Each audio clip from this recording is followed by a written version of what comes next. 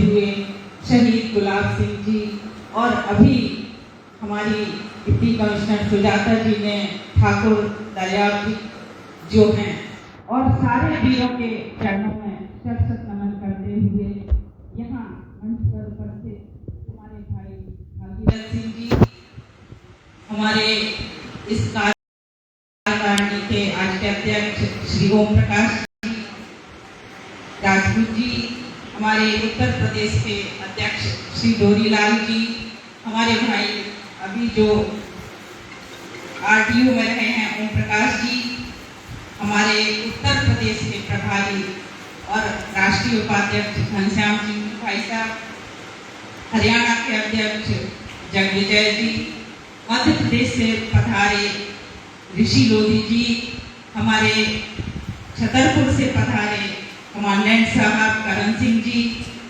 राजस्थान से पधारे भाई कमलेश जी, हमारे मंच पर विराजित ओमी पटेल जी, अधिकारियों में हमारे यहाँ श्री NPS राजपूत जी IAS, हमारी डिप्टी कमिश्नर सुजाता राजपूत जी, अलीगढ़ से पधारे विजय लोधी जी, मध्य प्रदेश से ग्वालियर से राकेश जी, इंदौर से मुकेश जी,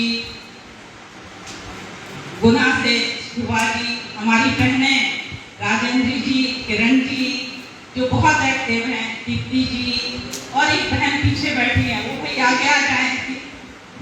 तो पत्रकार शुभम के साथ हैं।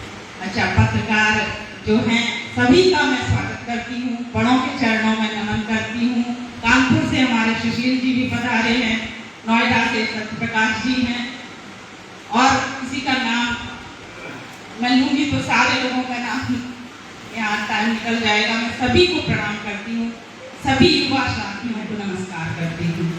आज राष्ट्रीय कार्यकारिणी की बैठक है और यह बैठक मूलतः संगठन पर ही है और सभी ने यह कहा है कि संगठन को मजबूत होना चाहिए। तो ये तो जाहिर सी बात है कि संगठन मजबूत होना चाहिए। विषय यह है कि संगठन मजबूत कैसे है, मुख्य बिंदु है कि संगठन को हम मजबूत करें कैसे, क्योंकि संगठन घर बैठे मजबूत नहीं होता। संगठन को मजबूत करने के लिए हमें बाहर निकलना पड़ेगा, बहुत सारी चीजें छोड़नी पड़ेगी, त्याग करना पड़ेगा। क्योंकि जब मैं इस फील्ड कह लीजिए या इस समाज सेवा मेरे घर में शुरू से रही। मेरे पिताजी थे, वह प्रोफेसर थे और वह सोमवार से लेके उस समय तो शनिवार तक भी वो प्रोफेसर गिरी करते थे और इतवार के दिन उस समय वह साइकिल से निकलते थे और गांव-गांव में जाके समझाते थे कि अपने बच्चों को पढ़ाइए, क्योंकि शिक्षा किसी भी समाज का भविष्य है।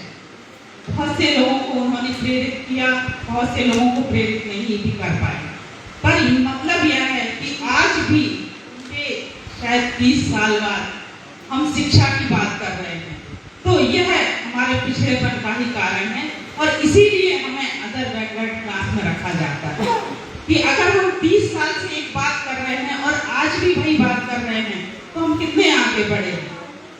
तो बैकवर्ड क्लास एक मानसिकता है और सबसे पहले तो हमें उस मानसिकता को बदलना पड़ेगा। गुलामी दो तरह की होती है, एक फिजिकल गुलामी होती है और एक मानसिक गुलामी होती है। तो मुझे लगता है हम फिजिकल गुलाम रहे हैं या नहीं रहे, पर मानसिक गुलाम हम आज भी हैं और यही मानसिक गुलामी हमें पीछे धकेलती है। तो सबसे पहले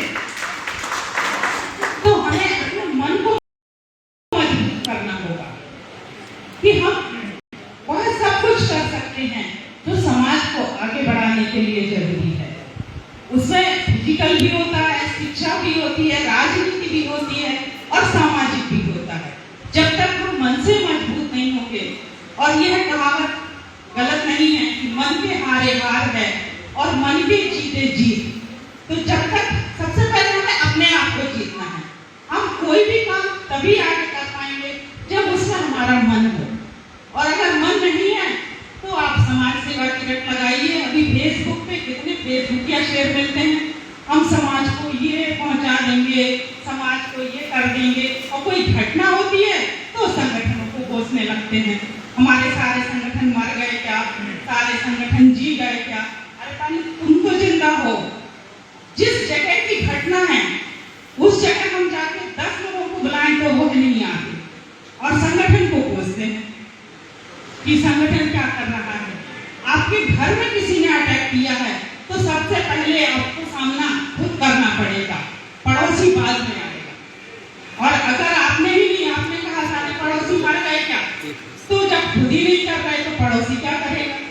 तो मेरा मतलब ये है कि अपने मन को इतना मजबूत बनाइए कि सबसे पहले आगे बढ़ने का कदम स्वयं उठाना पड़ेगा। एक जो कहावत है, मेरे साथ तो सरकार की हुई है कि मैं अकेला ही चला था, जानिबे मुझे मगर लोग साथ जुड़ते गए, कारवां बढ़ता गया। राष्ट्रीय लोधी युवा महासभा का कारवां घर से शुरू होके आज कम से कम 8 प्रदेशों में है, तो यह लोगों का सहयोग है। अकेला आदमी कभी कुछ नहीं कर पाता, पर अगर उसके साथ लोग जुड़ जाएं तो वह बहुत कुछ कर सकता है। और मुझे लोगों ने भरपूर सहयोग दिया, इसके लिए मैं समाज की आभारी भी हूँ। पर अभी भी हम वह मंजिल नहीं पा पाए हैं जो हमें पानी है। जब समुद्र मंथन हुआ तो सबसे पहले इसमें विष निकला, और विष तो सक्षम ही पी सकता है, अमृत तो कोई भी पी लेगा। इसलिए जो सक्षम हैं, जो आगे बढ़ रहे हैं, उन्हें समाज की कुरीतियों का विष तो पीना ही पड़ेगा।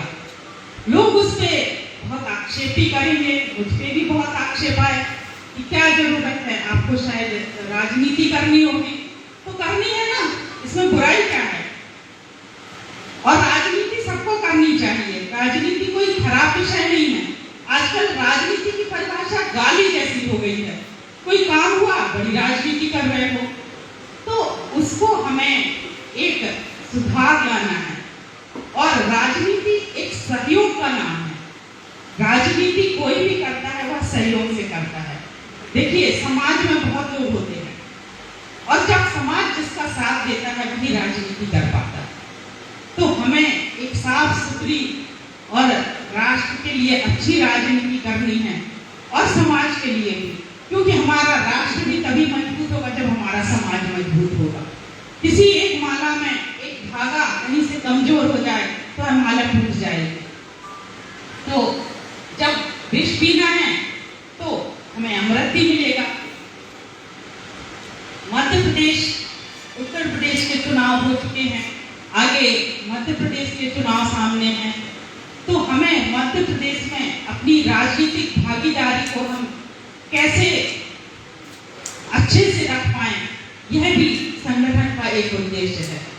और हम बहुत बड़ी बड़ी बातें नहीं करेंगे, पर हम चाहते हैं कि इस बार हम कुछ ऐसा करें कि कम से कम 10 सीटों पर हम अपना मूल प्रभाव दिखा सकें, जिससे वह 10 सीटें यह हो कि इस संगठन के द्वारा इन 10 सीटों पर प्रभाव रहा, और उस प्रभाव को हम भुना पाए। 2023 में मध्य प्रदेश का चुनाव है, और 2024 में पूरे देश का चुनाव है, और उसमें हम ही नहीं, हम चाहेंगे कि समाज के सभी संगठन इस तरह काम करें कि उसमें हम अपनी भूमिका को तय कर सकें, और भूमिका बहुत अच्छी होनी चाहिए। आज यह कार्यक्रम मुख्य रूप से राजनीति से ज्यादा संगठन की मजबूती पे हुआ है, पर संगठन मजबूत कैसे होगा, इसके कई बिंदु हैं। सबसे पहले हमें कुछ लोग ऐसे चाहिए, जैसे अभी हमारे भाई ने कहा कि जो काम नहीं, जो धन दे सकते हैं वह धन दें, जो धन नहीं दे सकते वह कुछ काम करें। हमारे कई लोग ऐसे हैं जो धन नहीं दे पाएंगे पर काम कर सकते हैं, और कुछ लोग भले पूरा समय नहीं दें, पर मैं ये कहती हूँ हफ्ते में अगर एक दिन भी हम अगर अपने समाज को देते हैं तो हम बहुत कुछ कर पाएंगे। और जो संडे आज हम छुट्टी मनाते हैं, इसकी शुरुआत कैसे हुई शायद बहुत कम लोगों को पता होगा। जब अंग्रेजों का समय था और लोगों पर अत्याचार हो रहा था, तो एक दिन इतवार के दिन हमारे जो महापुरुष थे, वह पूरे समाज के साथ बैठते थे। तो उन्होंने अंग्रेजों से कहा हमें एक दिन की छुट्टी चाहिए, और उस एक दिन को वह समाज में बिताते थे। धीरे धीरे यह एक छुट्टी बन गई। तो आज भी हम एक दिन तो अपने समाज को दे सकते हैं, और इसी एक दिन को देने से शायद हम पूरे वर्ष भर का काम बखूबी कर पाए। तो मैं आप सबसे कहूँगी कि इतवार के दिन आप अपने मोहल्ले में बैठ जाइए, मोहल्ले से बड़ा कोई वो है तो पूरे जिले में बैठ जाइए, पर एक दिन बैठिए जरूर। आज हम जो बहुत एकता की बात करते हैं, हिंदू मुस्लिम बात भी आती है, तो मुझे ये लगता है कि मेरा अपना मानना है कि उनकी एकता का कारण एक ही है कि वह दिन में 5 वक्त की नमाज में एक बार को साथ मिल लेते हैं और अपना सुख दुख एक दूसरे को बांट लेते हैं। भले गाली दे रहे हैं, गाली भी दे लेते हैं, पर उनके मन की बात वहाँ निकल जाती है। तो हम सबको भी हफ्ते में या महीने में एक बार बैठना जरूर चाहिए और अपनी बात कहनी चाहिए, और इसी से हम अपने संगठन को आगे कैसे बढ़ाएंगे, उसमें भी मजबूती से रख पाएंगे। और पूरे समाज में भी बहुत सारे ऐसे बिंदु होते हैं जो शायद हम नहीं सुलझाते। एक दूसरे की टांग खिंचाई की बात तो मैं शायद वर्षों से सुनती आ रही हूँ, तो मुझे लगता है उसको बोलना ही नहीं चाहिए। कोई किसी की टांग नहीं खींचता, आप अपनी ताकत रखिए, अपना काम कीजिए। जो टांग खींचते हैं वो खींचते रह जाएंगे और आप अपना रास्ता तय कर लेंगे। इसलिए मुझे तो लगता है वो हमें शक्ति देते हैं। टांग खींच निंदक नियरे राखिए, आंगन टूटी छवाए, बिन पानी बिन सावना निर्मल करे स्वभाव। जो टांग खींचते हैं वो आपको मजबूत होने के लिए देते हैं। जितने आपके आगे चैलेंज होंगे उतनी ही मजबूती से आप काम कर पाएंगे। और ये मैंने यथार्थ में अनुभव भी किया है कि अगर निंदा करने वाले नहीं हो तो हमारा काम उतनी मजबूती से कभी नहीं होगा जैसा कि होना चाहिए। इसलिए जो निंदा करते हैं उन्हें प्रणाम करके बिल्कुल कि हम आपके बहुत आभारी हैं, आप हमारे गुरु हैं, अब हमें आगे बढ़ना है, वो देखिए आपकी निंदा करना छोड़ दीजिए। राष्ट्रीय लोधी उपासना महासभा एक बड़ा महासम्मेलन प्रतिवर्ष करता रहा है। इसकी शुरुआत 2015 से भोपाल में हुई थी, फिर 2016 आगरा, इसके बाद 2017 में दिल्ली, 2018 में खजुराहो, फिर तेलंगाना। 6वां कार्यक्रम कोरोना के कारण गोंदिया में नहीं हो पाया, और फिर उसके बाद 7वां भी वर्चुअली हुआ, फिर हमने वर्चुअली किया। अब अगर हालात ठीक रहते हैं तो इसको हम फिर शुरू करेंगे, क्योंकि 2 साल के कोरोना में संगठन उतनी वैसे तो काम करता रहा पर उतनी मजबूती से काम नहीं किया। एक बहुत बड़ा प्रश्न कई लोगों ने मुझसे पूछा था कि समाज का इतना धन बड़े महासम्मेलनों में खर्च करने का क्या मतलब है। तो मैं आपको कहूंगी कि बड़े महासम्मेलन मैंने इसलिए नहीं किए कि इसमें धन व्यय होगा, हमने वह सम्मेलन इसलिए किए कि वहां से हमें अपनी शक्ति का अनुभव होगा कि हम कितने हैं और कैसे हैं। लोग कहते थे यह लोधी समाज है, इसके कार्यक्रम तो ऐसे ही होते हैं। हमने ये करके दिखाया कि हमारे कार्यक्रम ऐसे ही नहीं होते, ना वैसे होते हैं। हमारे कार्यक्रम एक दमदार कार्यक्रम होते हैं और जिसमें लाखों की भीड़ बिना कोई साधन जुटाए होती है। हम किसी को कोई साधन नहीं देते थे, फिर भी हजारों लोग पूरे देश से उस कार्यक्रम में आते थे। और वही हमारी शक्ति है कि हम एक हैं। हम अपनी एकता कैसे, क्या फेसबुक में प्रदर्शित कर लेंगे कि हम एक हैं? जब तक हम इकट्ठे होकर किसी चीज को नहीं कहेंगे हम एक नहीं माने जाएंगे। और उस कार्यक्रमों से हमने शिक्षा के क्षेत्र में बच्चों की काउंसलिंग की, उसका रिजल्ट आज आ रहा है और मुझे देखने भी मिल रहा है। कई बच्चे बहुत आगे आए हैं। हम वहाँ बड़े बड़े विशेषज्ञों को एक ही मंच पे बुलाते थे। ऐसा पहला कार्यक्रम जिसमें राजनीति के साथ साथ अधिकारी भी भाग लेते थे। जब किसी मंच से हमारे टीम उसको संबोधित करती है तो उन बच्चों में जोश आता है कि अगर यह काम कर सकते हैं तो हम क्यों नहीं। और उन कार्यक्रमों का यही उद्देश्य था कि हमारे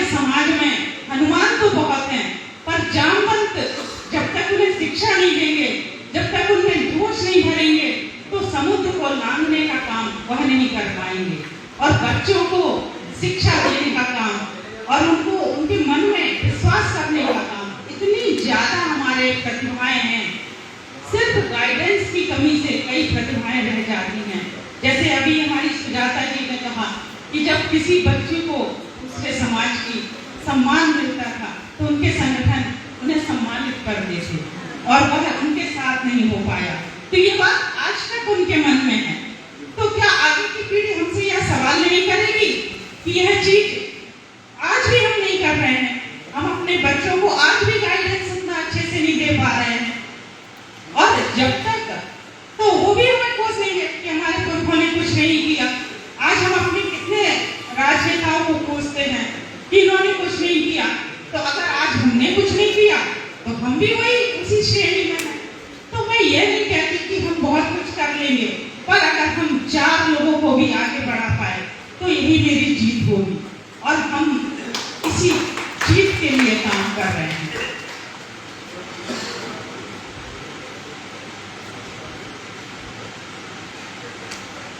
हमारा समाज, शिक्षा, सामाजिक, आर्थिक, मुझे लगता शायद तीनों में सबसे अगर पिछड़ा है तो महालक्ष्मी हमारे पास है, महासरस्वती भी हमारे पास है।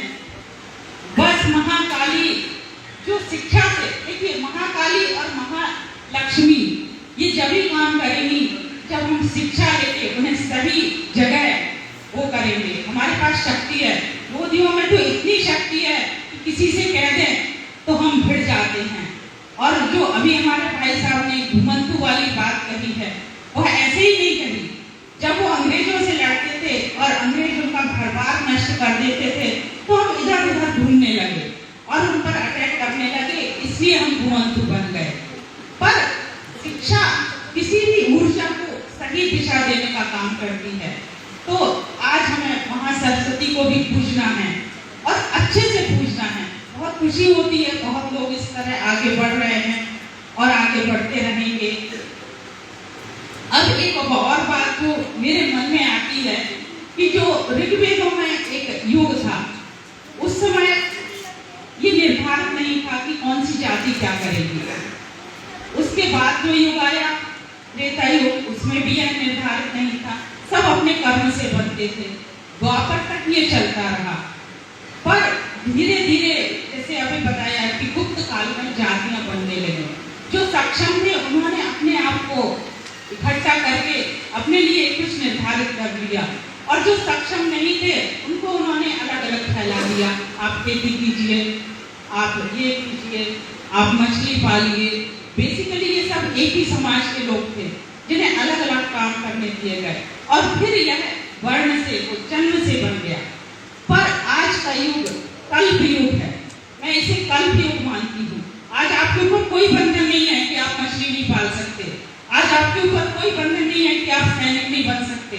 और आज आपके ऊपर कोई बंधन नहीं है कि आप ब्राह्मण नहीं बन सकते। तो आज आप अपनी इच्छा से, हमारे संविधान ने हमें अधिकार दिया है कि कुछ भी कर सकते हैं और इसे मैं कल्प युग मानती हूँ। और यह हमारे वेदों जैसा है। बस आपको करना यह है कि आप जो बनना चाहते हैं उसे एक लक्ष्य मान के आगे बढ़िए और अपने सपने को आप बखूबी साकार कर सकते हैं। संगठित रहना बहुत जरूरी है क्योंकि अंगूर के गुच्छे का अलग मोल होता है और अलग अलग टूटे अंगूरों का अलग भाव होता है। आप अलग अलग हो गए तो कम में बिकोगे और संगठित रहे तो आपको अच्छे दाम में मिलेंगे।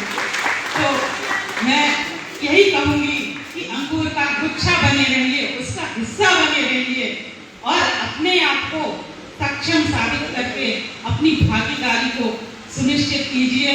इसी को लेके यह कार्यकारिणी बुलाई गई थी। इसमें सभी जगह से जो लोग आए मैं उनको बहुत प्रणाम करती हूँ।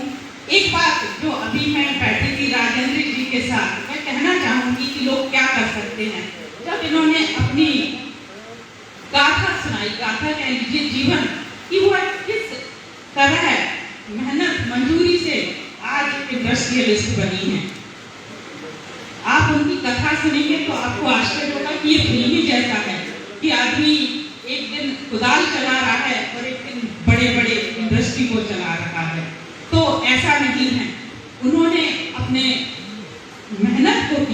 बिना मेहनत के, मेरे पति एक ही चीज कहते हैं, बिना मेहनत के जीवन में कुछ नहीं मिलता।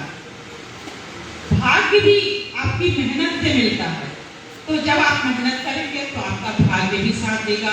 तो मैं सभी युवाओं से कहूंगी कि शॉर्टकट, हमेशा शॉर्टकट वो लॉन्ग कट ही होता है। ये साबित हो गया है कि अगर आपने किसी भी चीज के लिए बिना मेहनत के कोई चीज पाई है तो वह ज्यादा दिन नहीं रहेगी, क्योंकि उसका अनुभव आपका मन नहीं रहेगा। तो आप मेहनत से नहीं डरिए, चाहे वह समाज सेवा हो, चाहे व्यवसाय हो, चाहे शिक्षा हो या राजनीति हो, मेहनत कीजिए और आपके लक्ष्य आपके सामने होंगे। और मैं सभी का बहुत बहुत धन्यवाद करती हूँ, विशेषकर हमारे भाई साहब जी, जिनका यह मैरिज हॉल है, इन्होंने पूरी व्यवस्था की।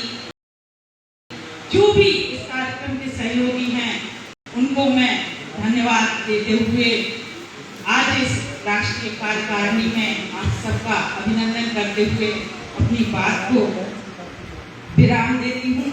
और मैं चाहूंगी कि राष्ट्रीय लोधी युवा महासंगठन की जो नींव 2018 में राष्ट्रीय लोधी युवा महासम्मेलन हमने 15 में किया, पर राष्ट्रीय लोधी युवा महासभा इसे 2018 खजुराहो के कार्यक्रम से इसको मैंने मूर्त रूप दिया और यह अब आपके सामने है। आप सब के आशीर्वाद से यह आगे बढ़े। इसी के साथ मैं अपनी वाणी को विराम देती हूँ। धन्यवाद।